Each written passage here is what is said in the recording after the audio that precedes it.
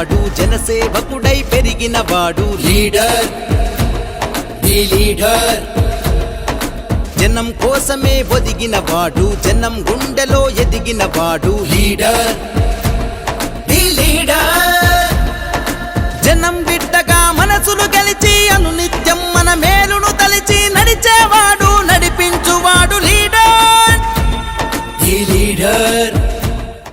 Hi hello అందరికీ నమస్తే. Welcome to political factory. అందరికీ నమస్కారం.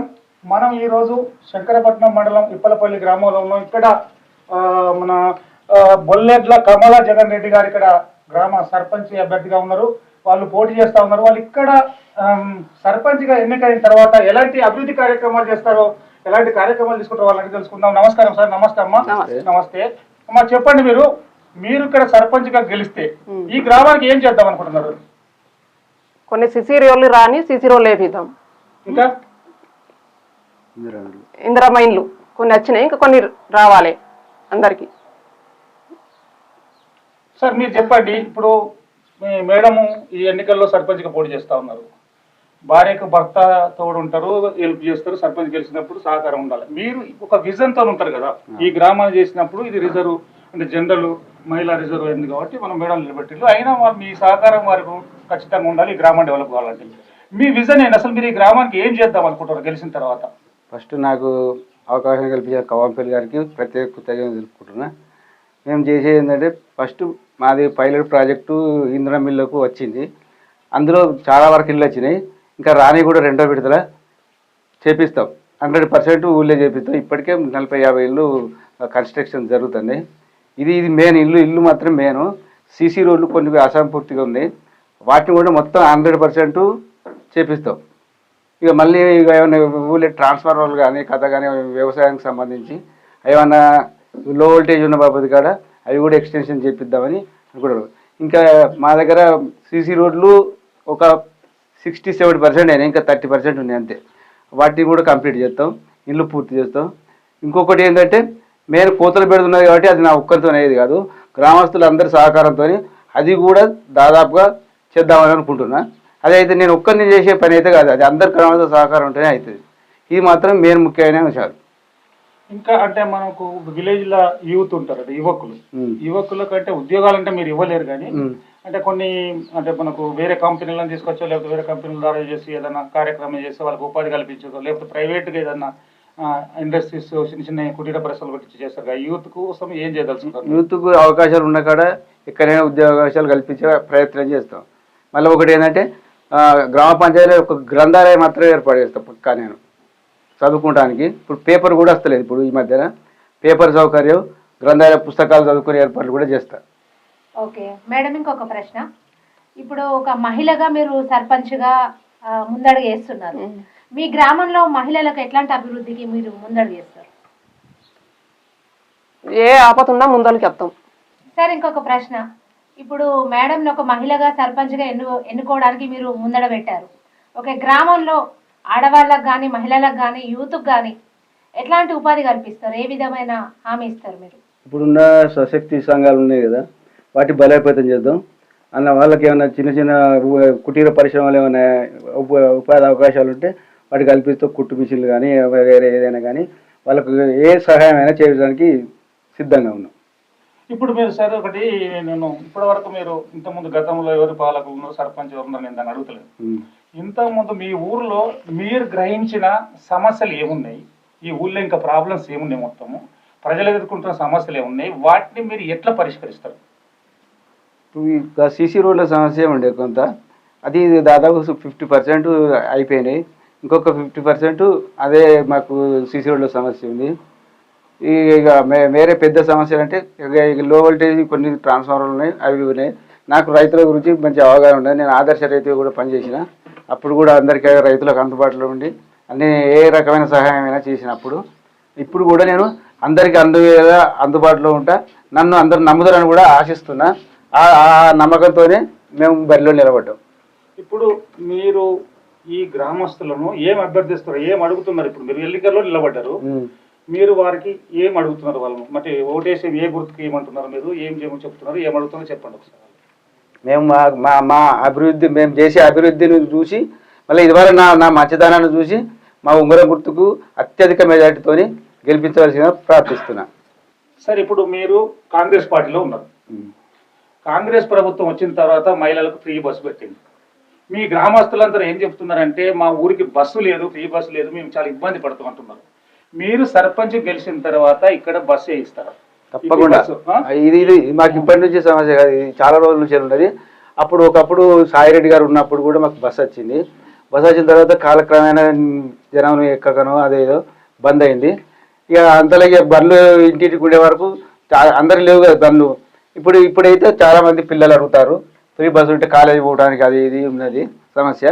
అది ఖచ్చితంగా నేను బస్సు వేసి ఏర్పాటు చేస్తాను. అంటే ఇప్పుడు మీరు అధికార పార్టీలో బలపరుస్తున్న అభ్యర్థి, మీ ఎమ్మెల్యే గారు కూడా ఇక్కడ కవంపల్లి సత్యనారాయణ గారు ఉన్నారు, మీ పార్టీని. అక్కడ గవర్నమెంట్ రేవంత్ రెడ్డి గారు ఉన్నారు, మీదే. గెలిచిన వెంటనే తక్షణమే బస్సు వస్తుందని మీరు హామీ ఇస్తాను గ్రామస్తులకి? ఇస్తా, ఒక నెల రోజుల్లో బస్సు వచ్చి ఏర్పాటు చేస్తా. తర్వాత చాలా మంది ఇప్పుడు ఆరోగ్యం మీద దృష్టి ఎక్కువ పెడుతున్నారు. యూత్ కానీ ఎవరు కానీ, ఇప్పుడు పెద్దవాళ్ళు అయితే వాకింగ్ చేయడం, యూత్ అయితే జిమ్కి వెళ్ళడం, ఇలాంటి కార్యక్రమం కోరుకుంటున్నారు. ప్రతి ఊర్లో కూడా ఓపెన్ జిమ్ ఉన్నాయి. మా ఊర్లో ఓపెన్ జిమ్ లేదు అని ఇక్కడ యువకులు బాధపడుతున్నట్టు నాకు తెలిసింది. మీరు అది ఏమన్నా చేయగలరా? నాకు దృష్టికి కూడా వచ్చింది ఆ సమస్య. ఖచ్చితంగా ఓపెన్ జిమ్ ఏర్పాటు చేస్తా. యువకులు అందుబాటులో ఉండేటట్టే చేస్తాను అన్ని. తర్వాత ఇంకా కొంతమందికి మీరు కొన్ని ఇండ్లు ఇప్పటికే మీ ప్రభుత్వం వచ్చిన తర్వాత కొంతమందికి ఇచ్చిళ్ళు గ్రౌండ్ మినిస్టర్ అంటారు, ఇంకా కొంతమందికి ఇందిరా మిల్లు రాలేదు, అదే విధంగా కొంతమంది పెన్షన్స్ రాలేదంటారు. దాని మీద మీరు ఏం శ్రద్ధ తీసుకుంటారు? రెండో విడతల ఇందిరా మిల్లు రాని వాళ్ళకి వచ్చే ఏర్పాటు చేస్తా. పెన్షన్లు కూడా ఎవరైనా ఉన్న వాళ్ళు, అర్హులైన వాళ్ళందరికీ ఎవరికైనా వచ్చే ఏర్పాటు చేస్తా. ఒక్కసారి ఇప్పుడు మీరు మీ గుర్తు ఏంటి, తర్వాత మీరు వాళ్ళని ఏం అభ్యర్థిస్తారో, ఏం కోరుతున్నారో మీ గ్రామస్తులను ఒకసారి అడగండి. ఇప్పలపల్లి గ్రామ ప్రజలందరికీ నమస్కారం. ఇదివరకు మా గురించి చూపిన ప్రేమాభావాలు ఇప్పుడు కూడా చూపించాలని మా ఉంగరం గుర్తుపై ఓటేసి అత్యధిక మెజార్టీతో గెలిపించవలసిందిగా గ్రామ ప్రజలందరికీ మనవి చేసుకుంటున్నాను. మా గుర్తు ఉంగరం గుర్తు. ఇప్పుడు ఇప్పలపల్లి గ్రామంలో సర్పంచ్ ఎలక్షన్స్ మొదలైనవి, మరి ఎవరికైతే ఓటు? నేనా?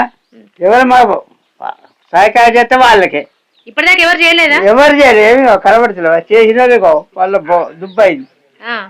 ఊరేమన్నా వేసుకున్నదా? గతంలో ఉన్న వాళ్ళు ఏం చేయలే. ఏం చేయలే.